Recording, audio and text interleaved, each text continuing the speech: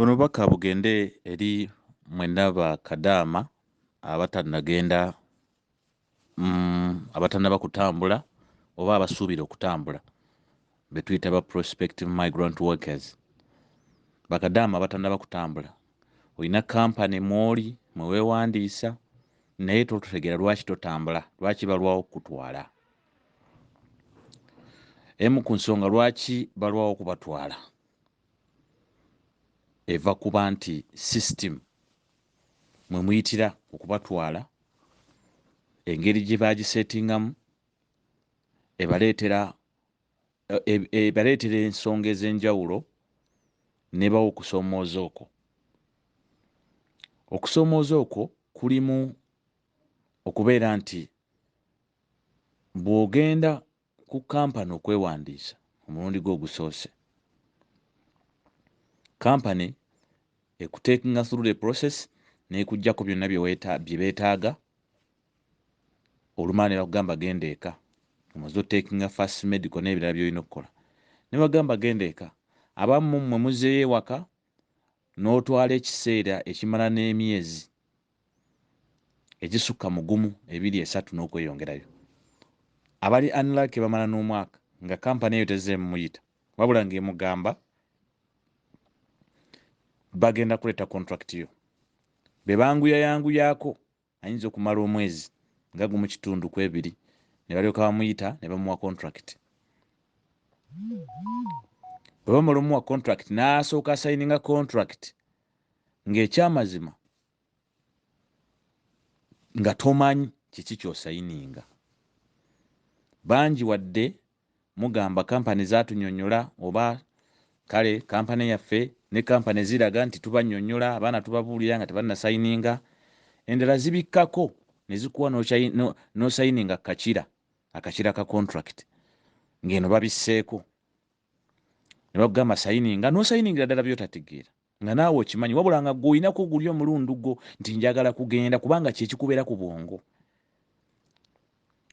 nti ebbanga lye bamala nga bakulwisizza okuyita jjukira wawaayo dda passport yo wabawa buli kimu naye olinda bo bakusalirewo n'olyoka odda eka ku matiitiiri n'otunda buli kimu ekyo n'okyemalako.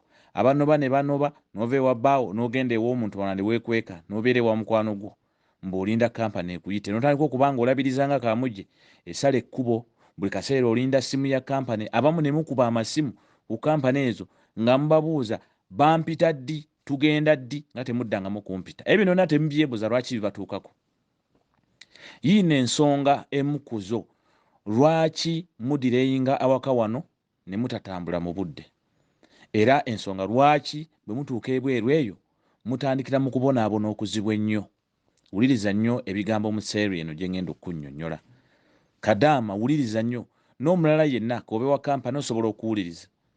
Emu ku nsonga lwaki oba evaako okubeera nga mulwa wano eva kuba nti system nema system ya ministry ya gender mwe babayisiza okutambula nema nti yo eso etunuulira yatunuulira mutwe gwo oba gutegeera oba tegutegeera n'etandika okugutembeetanga mu bawalabu ng'eyita mu bakama abakampani baba abakampani abakutwala n'ekutembeeta nga bula abawalabu balina system kwe bassa vidiyo neki ne balaga nti nyina wano Kadama gwe ntunda. In other words, system eyo by the way ya kiddu bagikozesa mu modern slavery okussa price ku bantu oba okussa omuwendo ku bantu n'obulamu bwabwe. Enkola ekozesebwa nga eteekebwa ku bantu be bateeka mu nsonga z'obukozi ng'ekyamazima tamanyi ne bamusubjectinga ku nsonga z'obukozi nga tamanyi.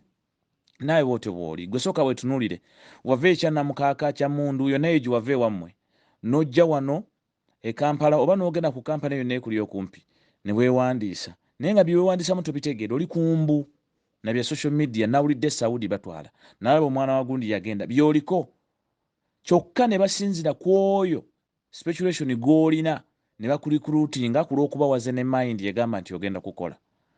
Bwe bamala okukurikruutinga ne bakikuyingizaamu nti kaakati bakukkiriza toli mulwadde oli fiiti okoze ne ka medikaawo akasooka oli fiiti buli kimu emyaka kyekyo nga bakugamba linda tujja kuyita naye bwe bakugamba nti bajja kuyita essuubi ery'okugenda okukola liba lyawanze dda to the top to the maximum nti tekyali waba tewakyaliyo okulanga kulala era obeera ku bwerinde ng'olinda bakuyita osayininge ziba teziri busa oluvannyuma lw'okwekulungula ebbanga ne bakuyita bw'otyo n'osayininga era bw'omala osayininga ne bakugamba kati genda mu training center ky'osayininga ekyamazima obeera okitegedde oba tokitegedde wabula osayininga ku lw'okubanga baakuwadde omukisa osayininga mukisa naye nga togumanyi gwenkanankana ki bwe mutyo bangi musayininze kye muyita omukisa n'ogusayininga naye nga togumanyi kiringa muntu kumuwa mmotoka naye nga tamanyi givuga n'agitulamu n'omuwa ebisumuluzo n'omuleka n'ayingira ekkuba eddene sinakindi n'ogimuwa agivuge nga bw'agenda ku training school omuntu oyo ayinza obutatuuka ku training school because aba tamanyi kyavuga tulowooza nti omuntu eyandibadde atula mu mmotoka yandisose mu driving school so si kuvuga ate emmotoka yennyini gy'atamanyi emutwale ku driving school ekyo kitwale nga gwe Kadama gwe bagamba osayininga contract nga tonnagenda mu training noyonoona ebiseera ng'olinda contract etatera kutuuka mangu kosa n'okumalaawo n'oyonoonera ebiseera ng'olinda clearance sijuyi clearance n'ebirala ebirina okugendamu visa stamping whatever byonna ebigenderamu awo buli omu nga agezaako is taking advantage of your desperacy. The desperacy that you signed and you entered into this agreement abamu kummwe musafalinze ne mutuka ne ku extent nti olw'okuba bakulwisizaawo nnyo okusinza ku step zaabwe nga bwe zitambula n'oddayo n'obagwa malaka mumpe passport yange nve wano kubanga temwagala kuntwala mutulwisaawo nnyo ffe muntwisizaawo nnyo nze nafunyeyo omulala atwala ako kasita okawulira omanya nti waliyo traffica oba waliwo kampani ekukusa nga yo ekulaga egenda kikola mu ngeri yaayo era ekuyiseewo ate nga n'ezimu ku zo ziba z'abanene naddala ezitikka chata bo tebafaayo ba oli mu training oba toli babala namba ze nga bakuteeka ku nnyonyi n'oyitawo ofuna bulungi nga bakuteeka ku nnyonyi n'oyitawo n'ogenda ng'oli mubisi nga bw'oli okiwulira gwe ku lw'okuba oyaayana kukugusa mukisa guli gwe baakuwa tofaayo ngenda kukola biki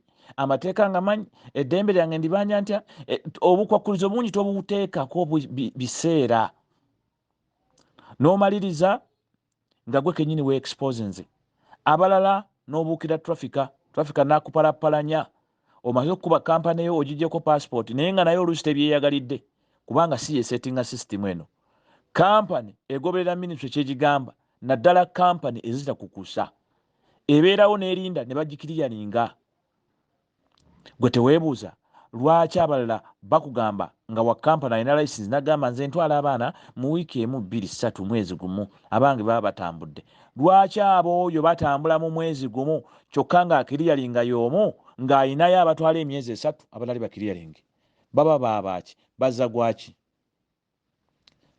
kyekikulaga nti mu competition y'abamakampani bano mulimu abamu abakukusa nga balina omukisa bribinga system ne bagibiitinga oba ne bakola ekyo kye baba bakoze ne bayita era be bamu abaavuga ekigaali eky'okugjayo desiki ya genda ku airport kubanga bo tebaagalira ddala bafune windo we bakuyisa ng'oli mubisi ng'oli mubuyabuya ng'oli mubudyadya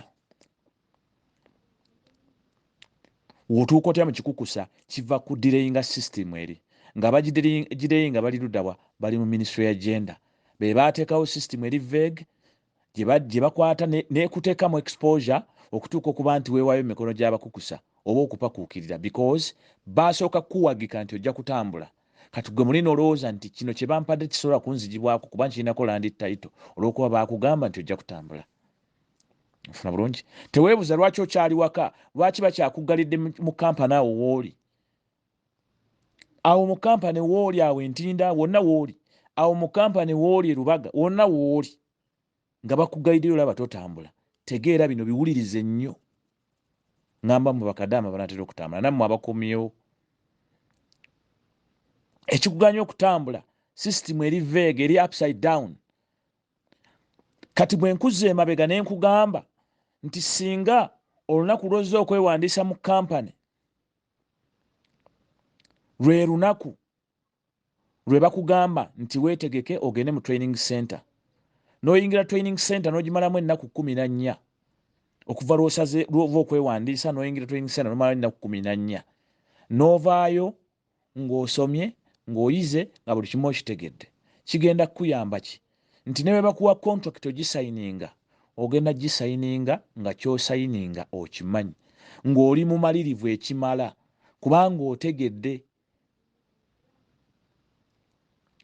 naye kakutanda oba ekiriwo kati nti bakwata ne bakuwa contract n'ogisayininga bw'ogimala ogisayininga ne bagamba genda mu training center abammwe ogendayo neemalidde ekyo nsubira munjulira neemalidde after all ate nno ne bw'otasaamu neemalidde the thing is all of you must go going to training center it is a formality kugendayo buki kugusa mukolo olwo training center ne zibeera nazo kati abaga ak'okubamatiza okubakaka mu concentrating mutereere basobole obapakiramu bye babapakiramu oluusi n'ebitajja oba ebitatuukiriza na real life situation in Saudi Arabia olwo n'osooka obeera mu training center kubanga oba oyise oba toyise kwegamba era omaliriza otambudde olaba bammumwe mu training center ezimu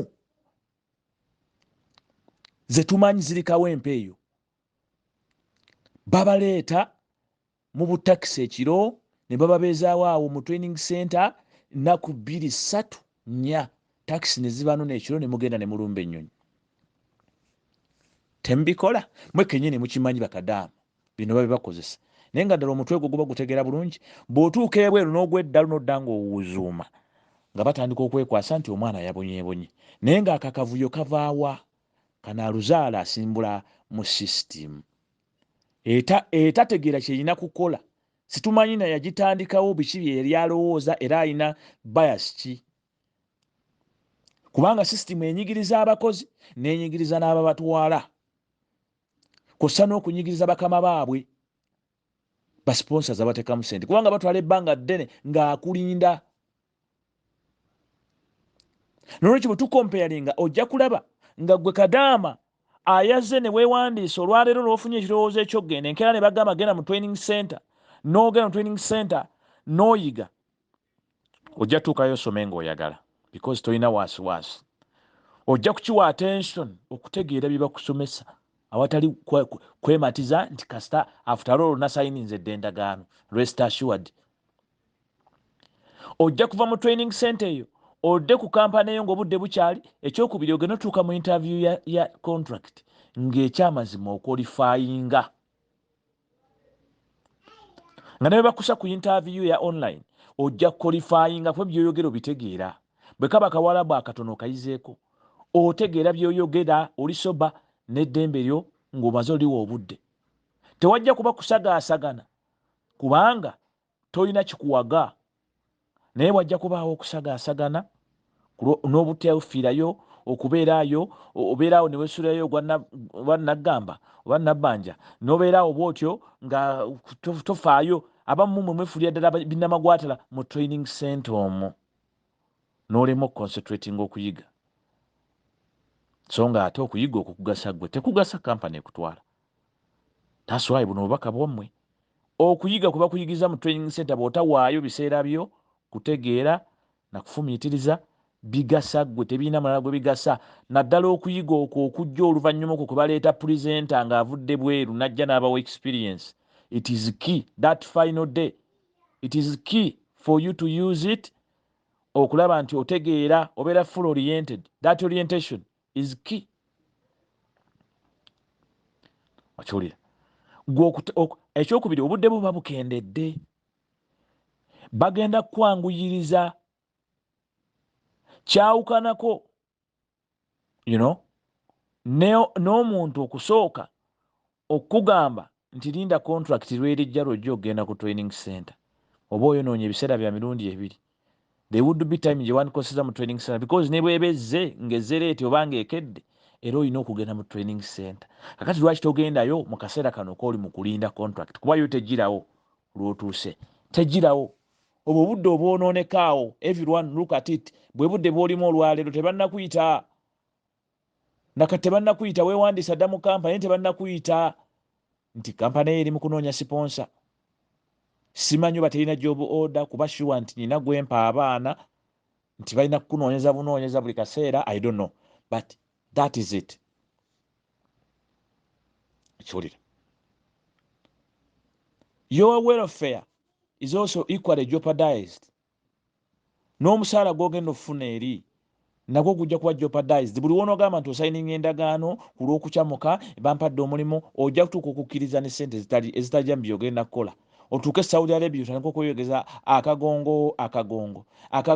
Ekyokubiri gye mukoma okugenda nga ddala temubugumiziddwako muli bakibugwe, gye mukoma okutta omutindo.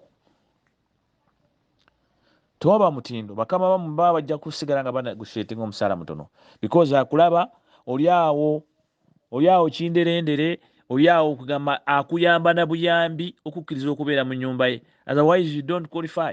But if you go nga mugenda babawaana nga mwenna muwanise egundi ng'ensejjere era house manager ebyo byemuvanga baba qualifyinze ebyo mu training center house manager, naye nga house manager omutwe tegulimu kategeera yadde n'akamu. Atuukayo ebweru eyo realities ne zitandika okujja, ayeeyita house manager n'atandika okwogera ebitakwatagana. Okiwulira?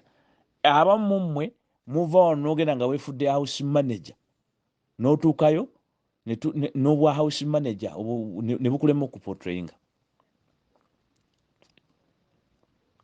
So n'olwekyo ffenna tuteekeddwa okuvaayo kukimanya nti wakati mu bukulembeze mu bumu bwaffe ng'abakozi tusobola okubagaininga bino ebintu ne bivaawo. Buno obubaka bukuyambe ng'omukozi gw'atannaba kutambula naawe asuubira okuddamu okutambula nti ebikulwisa byebyo. Let's stand high, up high. Tubeere nga ffenna tubanja ekintu kyekimu. Let the system change. We advocate for this system change such that our travels can be easy. Kubanga byonna singa bibeera biri cleared, kitegeeza I can easily travel in time. Time gye nandimaze nga nninda ekitajja kusoboka ate ejja kuwanguwa nga ngikozesezzaamu oba waakiri ne baginyongeramu days of training because ezo eziriwo nazo ziyinza okuba tezimala. Ebintu okusinza curriculum ziyinza okuba tezimala. So buno obubaka obagase, leka kubeera eyo n'otuuka okuwaguza n'odduka mu kampani eyo n'ogenda bakukuse ku lw'okubanga eno sisitimu nzibu. Ekiri mu sisitimu nkikubuulidde obuzibu buli awo, si kampani eyo. Kampani eyo esobola okuba nga yeegoberera bugobezi bye bagigamba, naye yenna amanya omuntu akulwisa nga wa kampani ebiseera ebisinga abakwagaliza kirungi. Please pay attention and let's stand together. We advocate for the change of this system. Eveewo ekyuke, omuntu akolenga training mangu then alinde contract asayinga ebyategeera nti bw'onooba omaze training ogenda kujja okutula mu contract nga by'osayinga obitegeera.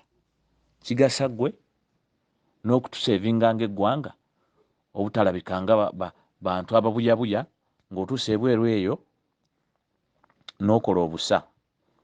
I thank you. Ku namba 0700775501 yitooko okunoonya Migrant Workers Voice Network Association, ekibiina ekigatta bannayuganda abakolera ebweru mu short term contracts oba aba migrant workers abatagenda mu butuuze. Ekibiina ekigatta bankuba kyeyo abakolera ebweru nga bakuba kicuba kya myaka. Yitooko otwegatteko nga tonnafuluma ggwanga lino kyekisinga obulungi olwo nno tusobole okufuna powers n'obuvunaanyizibwa okuwolereza n'okuyambako okutegeera ebyo by'oteekeddwa okumanya ku mulimu gwo. Thank you. Yes, one of the challenges that is faced by this industry, this labor export industry, is the delays caused by the system arrangement. It's good we have some systems in place now, but you cannot have systems that are vague. The fact that there are systems which exist, that does not mean that these systems function to full order or to full social order. These systems may exist, but what is happening with the system of Uganda? Uganda's recruitment system has it has something somewhere that has to be corrected, which is affecting both the industry, the industry recruiters and the migrant workers. One may ask, which problem in the system are you talking about? The system is about the training, the training timing, and then the contract. These two are very crucial. When you look at what has been what the recruiters have been using to do previously, you can see that even the fake numbers or the fake, the would-be trainees or the so-called purported trainees who are overseas may have, got whatever challenges they are facing because of this kind of arrangement. The arrangement that exposes them to a contract even before understanding what they are signing. That's the arrangement I'm talking about within the system as guided by the ministry. That arrangement that makes someone already committed to terms she doesn't understand. And why there is a deliberation from some of the companies or the ministry officials to actually change or make a change into this kind of arrangement and make it vice versa.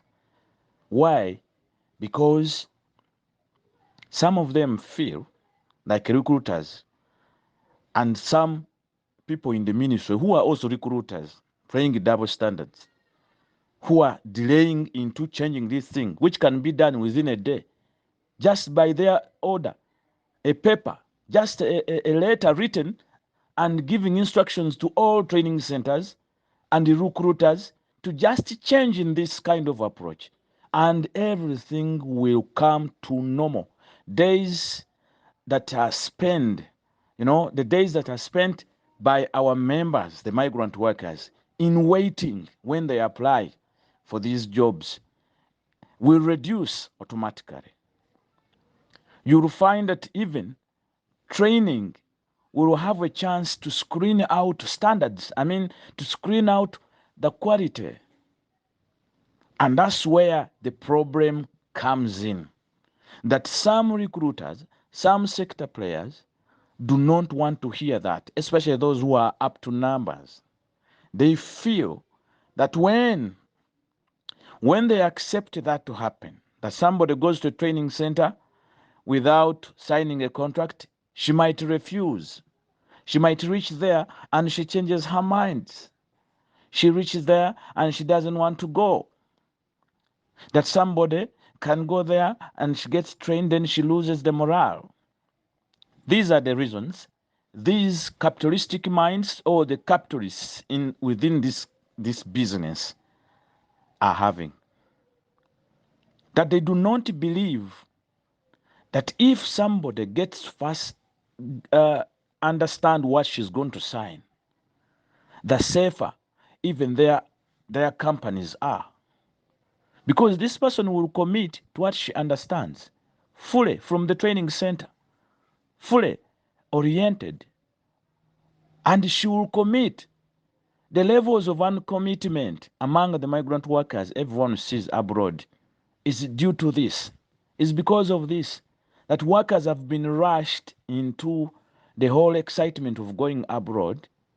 The next moment, given a contract, that once they enter a recruitment agency, they are told that we shall take you without even taking them through prior kind of tests to understand exactly, are these people fit mind-wise? Because we have registered the numbers of mental cases.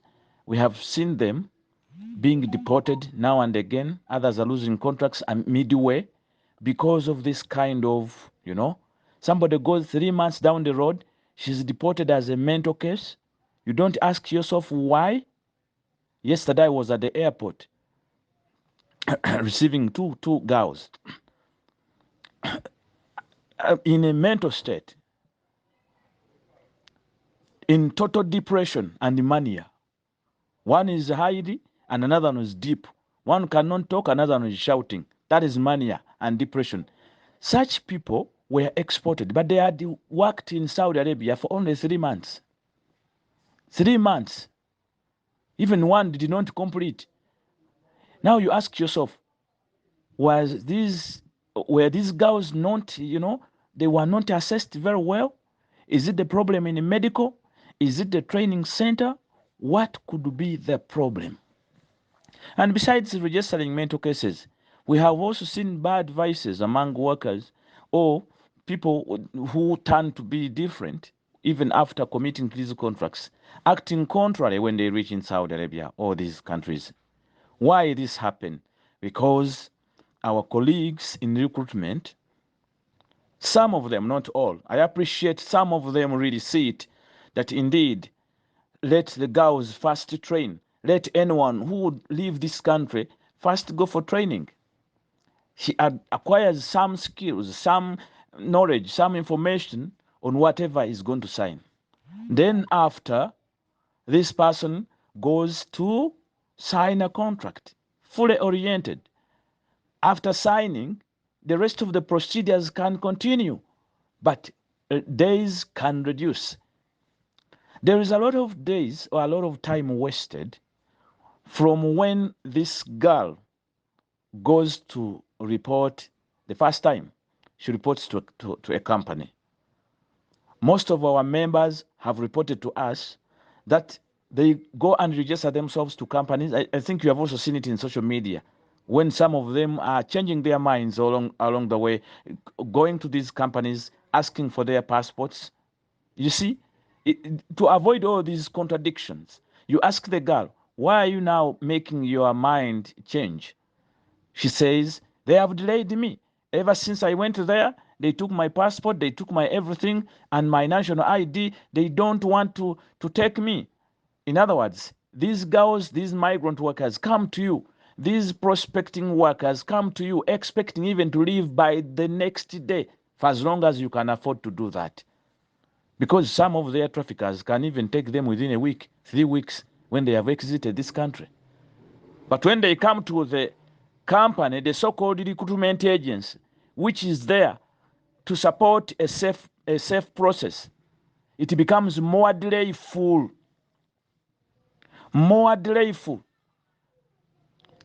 Yet, what they expected in coming to follow a safe path is to get a safe delivery and a safe, timely delivery, not to cause manyanga, because all this delay is manyanga that has landed most of our own into wasiwasi until they get diverted. But does this need the PS of Ministry of Gender to go and study rocket science? I mean, does it need all the commissioners with PhDs and whatever's in the ministry to first go back and make a refresher course to understand that change this to upgrade the standards? One, when you change this, you will be sure of the skills you are employing. You will be sure of the face and the quality and the standard of the people you are exporting to Saudi Arabia or any other state where you have these bilaterals. Secondly, you will have a better bargaining power to strongly bargain for their salaries, their remuneration. Because you often give reasons that the people who are exported do not meet the standards. Therefore, they are less paid. Even though we know, for us who understand you as capitalists, that sometimes you want to use that thing to pay us cheap and you exploit us. But if that is the reason, therefore, why are you not bothered to change this stumbling block? How many days, you can ask recruitment agencies, how many days do you spend, does a girl spend from the time of registration, the day she approaches the company, and then waiting, that period she spends waiting for a contract to sign? Most of them have spent even 6 months. Others are spending a year. She has never been called to sign a single contract. You can imagine, she can still utilize that very time to train as she waits. She waits for a contract. Let the girl come to training, to a recruitment agency, register, and the following day be directed where to train, be entered in the system to go and train.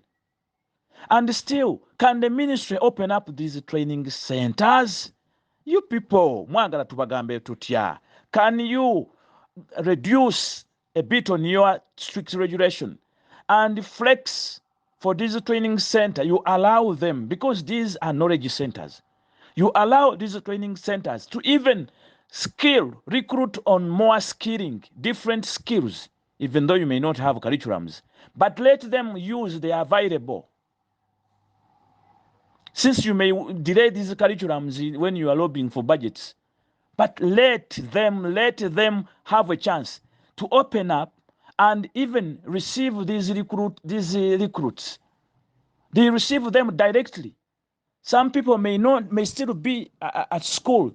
Some people are just completing university, but they know, they have already understood that they will have no job in Uganda. Such people can get time during their holidays to go and attend this course of whatever migration for Kadama. You can name it the way you want. They get skills there, they get to be certified, and then they keep that qualification such that any time for emergency, things change. Mu bulamu bwe bangi nnyo bamaliride ku kyeyo ne yaleeta suubira. Why don't you allow these centers to open and be able to recruit for as long as they follow the right procedure? Make them independent to be able to utilize their service, to give this service to the vulnerable unemployed Ugandans. Let them join voluntarily to train and pay there if they can. Other than you tying yourselves on them, and yet you cannot even pay well these training centers. You are tying them on the rope. At the end of the day, whatever games you may be playing within your battles are affecting us as workers. So as a voice of migrant workers, we would like to suggest to you that may you please change the system as soon as yesterday. You change. Let our own begin training immediately they enter a recruitment agency. The following day, let them be allocated, or 2 to 3 days, let them be allocated where they're going to be trained. They go there. They spend the required time. You give these trainers time to also feel comfortable to express all the whatever they can give, all the tips they can give to these workers, rather than you rushing them. And instead of you delaying a migrant worker for almost 45 days or 50 or even 2 months, 3 months after registration within the company, let that time be increased in terms of training to around 1 month, such that you can be sure when the contract can come and somebody signs. Besides that, even if somebody has already trained and she's fully trained and she returns with her certificate, why don't you let her be free? Then you wait. When you get a contract, her certificate is submitted and she's recruited according to what she qualifies to be. You people, the more you continue recruiting our members without any of these documents, clearly indicates you are enslaving them, because it is only slaves who can be put to work without being questioned anything. And they can be paid anything. No criteria, no skilling, no what. Because you cannot tell my colleague, my fellow member, that you want to go to Saudi Arabia, okay, you will come and sign a contract. Then she gets to sign what she doesn't understand. That after signing, she goes to a training center. To do what? I've already signed the contract. That means even if I don't pay attention, I mean, I will go. It has no impact. Then it will require my teachers in that training center to beg me a lot to pay attention.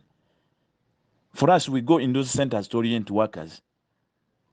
But we see how they behave. They are not serious at all, not focused. Some of them, because they are sure, I left my company, they are always pumping. When are we going? When are we going? Always asking, when are we going? They don't concentrate even to what their teachers are teaching them. Reason is Ministry of Gender and some recruitment mafias, because you are so delayful, carrying heavy tails, that you cannot lift them to do what you're supposed to do to save this nation. Now we are sending this strong message to you. We are watching and following meticulously. We know what we want. Don't think you are giving us favors. When we accept to embrace your systems, respect us as workers. You're not going to exploit us and waste our time, or even reach to an extent of, by your bureaucratic and lengthy systems, you end up exposing us to human traffickers. The human traffickers have taken the order of the day because of you. Now business is down because of your delays. Even if the Saudis or whoever may want to come for Uganda's market will not, because of your bureaucratic and silly, stupid systems. I'm sorry. Sometimes when we don't abuse you, you don't listen. It is so stupid, and I don't know who even brought it within that ministry. How can you tell someone who does not qualify to sign a job contract if you are not exposing this person? That means even if she leaves the training center failed, she will have to go. Perhaps the recruiter will not deny her, because the recruiter will say, will smile a little bit and say, how can I lose? This is Savu. This is Savu. The girl who has to go. The girl signed. The girl go. They already cleared the training. That's how they talk. Hello. Bino mubikola naye ate nze munewuunyisa mutunyiiza. You are the ones killing all this. You are frustrating us. We have told you we don't want to be trafficked. That's why we are shouting at you to wake up. If you have put systems for us, let us use them peacefully and willingly. I mean, let's understand each other. Tetubategeera bwe mba nga mukulunga olugezigezi mu system zammwe zino. May you please do the needful. Our people are suffering. Many girls are locked behind these companies. They have never traveled because of your bureaucracy.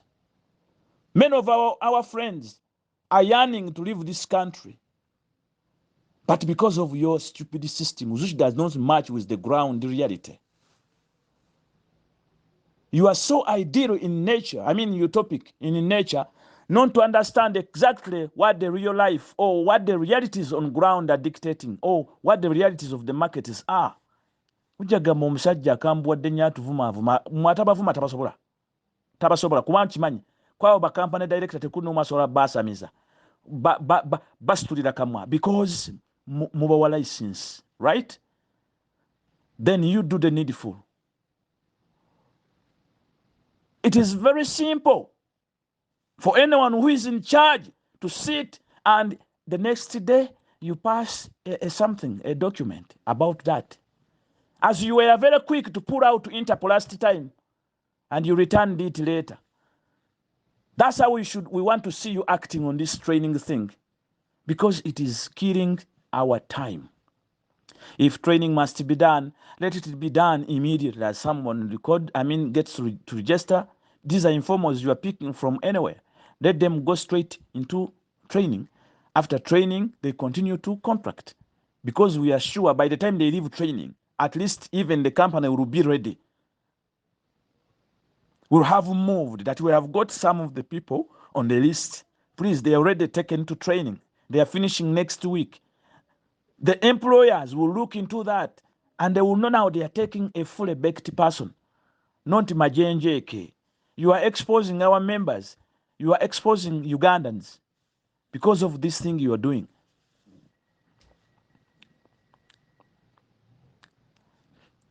Lastly, but not the least, I also want to send this message to the recruiters.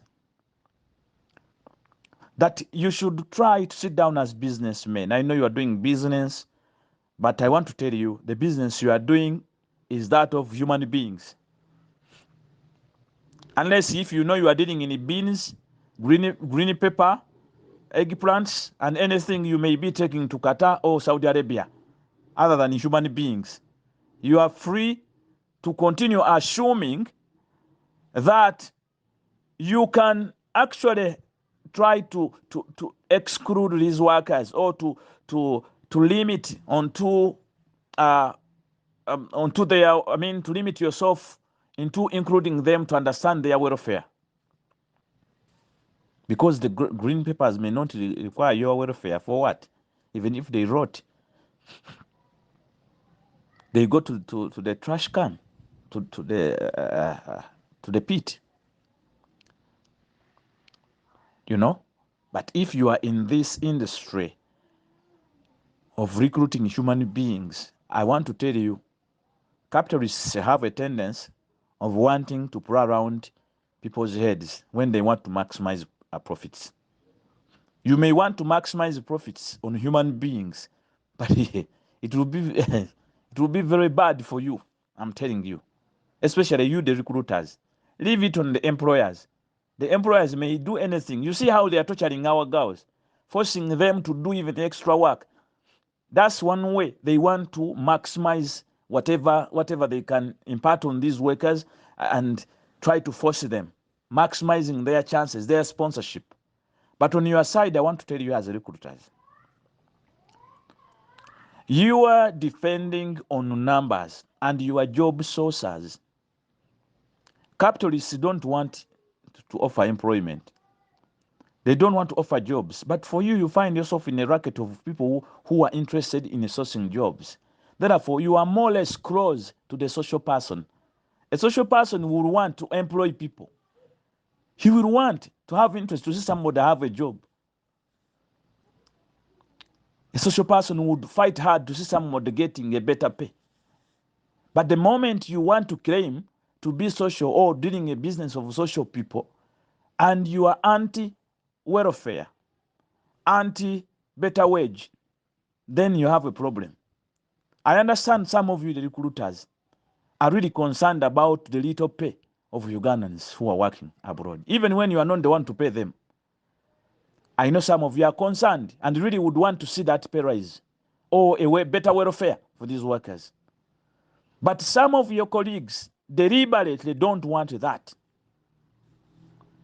Deliberately don't want it because they think once this money goes high, they will have no better supply. But I want to assure you, the colleagues who believe in what we are saying, your role is to deal in numbers. The more you convince numbers to like what you're doing to source for them employment, just know many numbers don't have what to do. And they would want to get a job. The more they get to understand you, the more you're going to earn from their heads. The more they will know that you wish them this good, but do not frustrate them over their welfare, over their salary. Leave the issues of welfare to them. Do not open your mouth about them because you may not be the best negotiator about their issues concerning welfare. As a recruiter, you are safe. Even within your agreement, it should be negotiated. The agreement, that contract you have between you and the Saudi.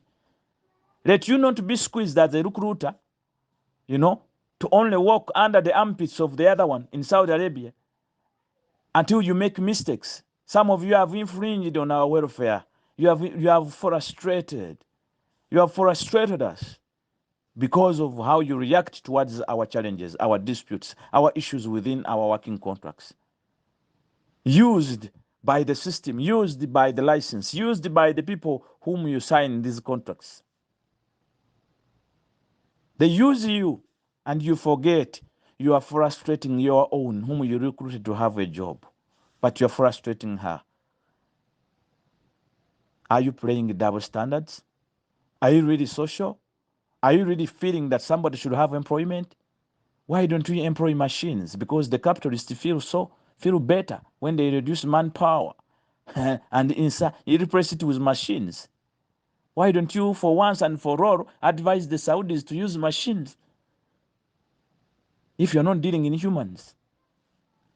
Because the capitalists don't want. For them, they do. They do want to squeeze workers, challenging them, either exploit them or enslaving them, such that they can profit from them.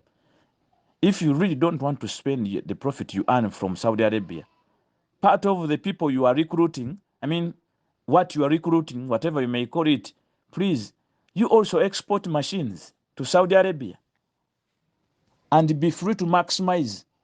If you feel that you are spending too much in our welfare issues or in trying to see that we can have this safe path and have a soft landing, also a safer working environment. I don't know if you understand me. It's about in your mindset, about you, the recruiter. Look into that. Some of you have gone beyond to wanting to negotiate what you are not supposed to negotiate on behalf of workers, ending up infringing on their welfare, infringing on their rights. Some of you have confused them even from the word go. That's why we would suggest let our members first go for training, such that they come fully oriented to sign your contracts. Some of you feel can take advantage when they are still green, and you coach them how your company wants it, how whatever, how then they end up even when they go training centers, because you have assured them of a contract which they have already signed. Therefore, you are their darling. I know some of you are up to that. You want to darling them, my girls, our girls, those are my girls. They are your girls, but why? Why when they get to Saudi Arabia, they no longer become your girl? You start abusing them. They become bikadama. But when they were behind your company gate, they were your girls. My girls, these are my girls, our girls. We are following. We have a system. We have blah, blah. Time comes, even what you are following is already messed up because of how you want to tame them. Because we have seen it. The companies that claim to have a follow-up and welfare department have ended up having even the worst cases. That you call this company in a time of a strange case, when revealing whatever the details of the victim, and the victim is clearly lamenting things that pin this company to be so stupid, and how in the way they train, they all tamed the girl. Because some girls stupidly follow the instructions of these companies until they mess up their contracts. But I believe that cannot happen if all workers have been given the same information regarding their country, the country where they're going to destine, without disconnect or without division, to allow these training centers dispatch or train and give a standard information. Even I would suggest they all do during these periods, they do general exams that can, we can assess and look into like a standard comprehensive exam, which can rule out all of them to check their minds competitively. If you don't do that, it means you have opened the ground to expose us. You will also enjoy it when we take you badly. Okay? We hope you got the message. I thank you. Abali makomera ne muleme basi bakwembase je mutawana budget. Utakwatagano bwabalusewo mu iwera okugira koji. Ensonga zaabwe ngaba yuwera fenga fa bakubi becheyo zinzo obutatukwatako. Wabula nja kubasaba munjawukana zaabwe be sorting. Kubanga je bakoma okugulana tetumanyi kibagugulanya nga balina interest yemu. Kibagamba abamu bakukusa. Why they lwaki bagezako okulwana kiki balwana okujja ku kyentero okuwulira nti mulimu abamu batayagala kukola, tayagala kunoonya abaana bakutwala bweru, tayagala kuyita mu system, wabula ayagala abeeraawo nti nze ndi gundi wa Yuwera asonde mu banne zino eza Yuwera. Abalala baagala kuzannya kwongera kukukusa ati kechata plane number nga talina akagamba kubanga alina abanene mu ggwanga. Human trafficking can go to zero singa abasajja abo bakkiriza okubeera mu kibinja ekimu ne bawuliziganya ne bakwatagana ne beewolereza nga mu bizinesi zaabwe ate naffe ne batuleka ne twewolereza ku ddembe lyaffe. Tetubalinaako buzibu era enkaayana zaabwe twagala ziyingiramu kuba naffe tulina obunafu bwaffe ng'abakozi. Wabula kyenkubiriza bankuba kyeyo nti olutalo lusemberedde bwe tulina okusala. We either cross today tusala leero mu ndagaano eno oba okusigala nga tuli musenga linnye mu ngazeemu. Ezimu ku nsonga endala ze twetaaga mu ndagaano eno mulimu okwongeza omusaala bammemba baffe. Abaana naddala aba domestic worker abakolera Saudi Arabia, abaana bakola obwayaya mu mayumba babadde basasula obusente butono $9,000. Mumutunulire economy weyimiridde olwaleero babanga babagamba $9,000 mu 2000 something, I mean mu mwaka ogwa 2019. Kakati n'essaawa eno nga bakyali ku ssente ezo mutuufu tebuba bwenkanya. Kyetusaba nti ssente zirinyisibwe okugenda waggulu nga at least ng'ekitono ennyo kubanga batwaliramu n'abataasoma kale akamu ekitundu kubanga baba bavudde waka bagenze mu risk ate nga bateekeddwa okudda nga balamu. Nolwekyo beetaaga bafune ssente ezibawa essuubi n'okubeewaza kino kye bagamba nti atolose akoze ate agenze kunoonya ennyingi mubawe ezimala. Ekyo kye kimu ku byo. Ekyokubiri obukulembeze. Ogambye obukulembeze apart from that naye obukulembeze kikulu obw'aba coordinators abali ku ground. Tetwetaaga kuddamu kuwulira wa kampani yenna oba muwalabu asasula memba waffe. Twetaaga kibekkiriya mu ndagaano y'Abawarabu nti abaana Bannayuganda ba coordinators basasula kibiina kyabwe tube ne independence. Twetaaga okuba ne that autonomy kubanga bwe tuleka omuwarabu asasuleko atulondoola kitegeeza atulondola tagenda tuwolereza. He who pays the piper must claim. Tetusobola kubaleka. So kiri kimu ku bye tusaba. Ekyokubiri ku bye tusaba twetaaga at least insurance ebeera ku ikaama oba kaadi y'obutuuze eri ey'obukozi. Insurance eyo bajawule kubanga ono omuwarabu addira n'awamba kaadi eyo ng'agamba omwana bw'anadduka ajja genda afuna omulimu ewalala. Katusaba medical cover oba medical cover yeriko ewewe kaadi ey'enjawulo ng'omwana agifuna ndowooza nga yakatuuka na ku airport ng'ate ayita ku deski yaffe oba ku deski yonna eno ebeevunaanyizibwa ku medicals kubanga tukizudde abasinga okufa bafa balaajana boosi yagaanye okuntwala mu ddwaliro. Era obawulira ebiseera ebisinga ajulirira okudda agenda ekiruddu ave mu King Fahd Hospital. Lwaki omwana asinzire Saudi Arabia n'ayagala dde ekiruddu? Kubanga bamumye bujjanjabi nesinga waliwo kaadi gyasobola nti nibwa abadduse asibira ku ddwaliro n'awaayo kaadi eyo ne bamujjanjaba tuba tusevinze 90% ku mirambo egikomawo wano.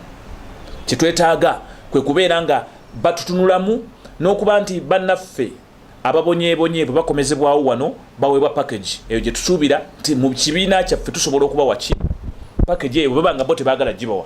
Ne tusaba ne insurance cover nga insurance cover eyo erina kusinziira ku abo ababatwala bagisasulira okuyinsuwalinga kye batwala singa batuukayo ne kibalemerera nga tetuna batwala mu makooti okubavunaana kano nakali ke batasobola kwewozaako then basobole okuba nga wabawo omutemu ogwo ogusobola okuweebwa omwana insurance naye tugyetaaga. So ebyo bye bimu ku biri mu bye twasabye singa bibaawo ebisonga zonna ze mukwata. Mwali muliddeyo omulambo ogwafa nga gufudde yellow fever. Wenjagala okuwoningira Minister Honorable Nakiwala Kiyingi ne drive zo. You are messing up the country. Ovuga bubi eggwanga ate n'akakafo k'olina saagala kunyoomoola naye otandise okutabuka. Bwe banga noye move gy'oliko obuliddwako ekituufu ekyokukola ng'ogenda otya okulaba nga ebizibu ebiruma bankuba kyero yellow fever. Bonna abafu ba yellow fever nakintu judisi wa yellow fever oba namazi mire yali wa yellow fever. Ebintu ebikulu ebiteekeddwa okubeerawo mu kuyamba abaana bano mutulimba kino mutulimba kiri kati waleese yellow fever luli mwali mulangira application bwe yavaawo minisita aleka atulimba esimanya atwala atake bameka mulekerawo buno obulimba ate tugenda balekera tugenda bakunamya kubanga tulina ebyama byammwe tukireka bulesi tetwagala kwogera bubi eri public. Singa ntandika okwogera minisita alina companies wano singa ntandika okwogera amanya gaabo abali mu ministry abali na companies ne training center then mujja tegeera nti bana abantu bali mukuuma kintu kyabwe bakivuluge bati naye tetwagala kubayingirira singa nzijayo obujulizi ojja kwesanga ng'olabika bubi madamu gundi mwefuge